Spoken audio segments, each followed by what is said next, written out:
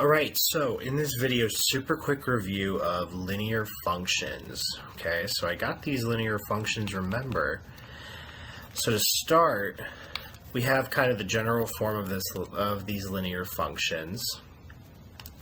So the function notation f of x, and then I have ax plus b. So I have a is the slope of my line, and then b is that y-intercept. Okay, so remember the slope is really the output change when one unit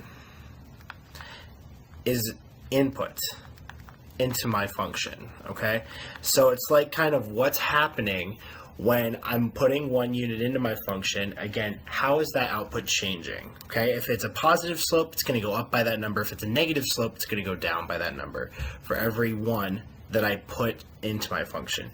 And remember, my y-intercept, this is when my input is equal to 0. So whenever my input equals 0, it's what is my output? That output, that's my y-intercept, okay? So if we're kind of thinking about these, let's say I have this example where I have this table, okay? So I have my x and then my f of x. And let's say I'm given 3 points. I have -2, -8, 0, -4, and then 2, 0. And I want to know what is my linear function. And I have these 3 points. Okay, so first off, remember your slope. Again, what is it? It's how much your output changes when I put a unit into my function, but it's really just the change in y over the change in x. So remember my formula for my slope, a good one to remember, y2 minus y1 over x2 minus x1. So you can pick any 2 points that are on, or that are a part of that linear function, and then get the slope from there. So if I have my slope, I'm going to work with, let's say, I'll do these 2 points. So I'm going to do the 0, -4,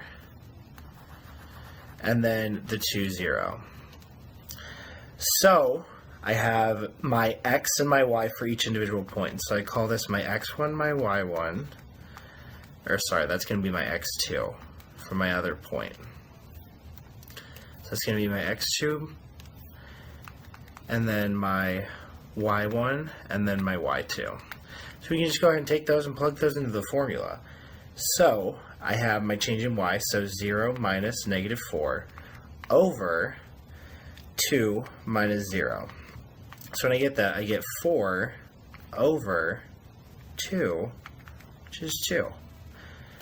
So that means that for every one input I put into my function, I'm going to be getting an increase in my output of 2, okay? So my next one is my y-intercept. So my y-intercept, remember, is just where I'm inputting 0, and we actually have that point from the table already. It's 0, -4. So that -4 is my y-intercept. So the function that is being represented here is f of x is 2x minus 4. Okay? Remember, you always need 2 things to write a linear function. You need a slope, you need a y-intercept. Okay? Let's do one more quick example. So let's say I have this function,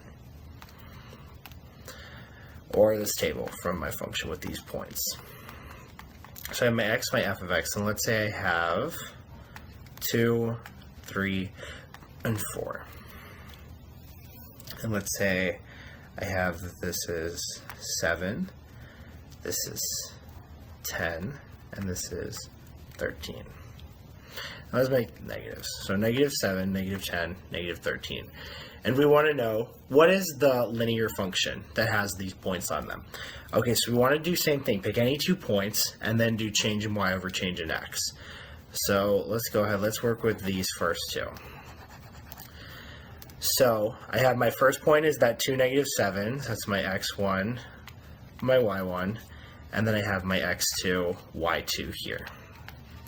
Okay, so when I find the slope for this function, I do my y2 minus y1, so -10 minus -7 over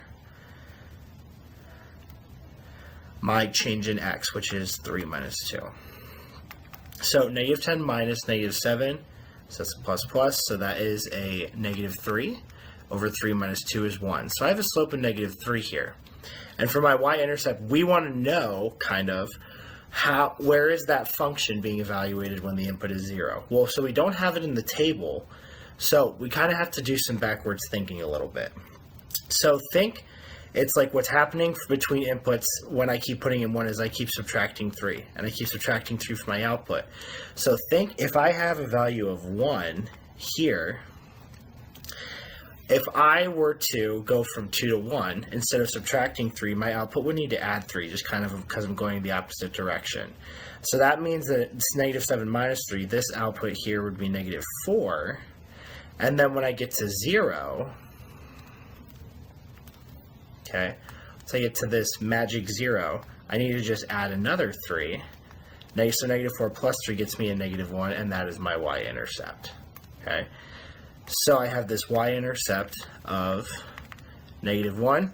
So now I can go ahead and write my function. I know that f of x is negative 3x minus 1.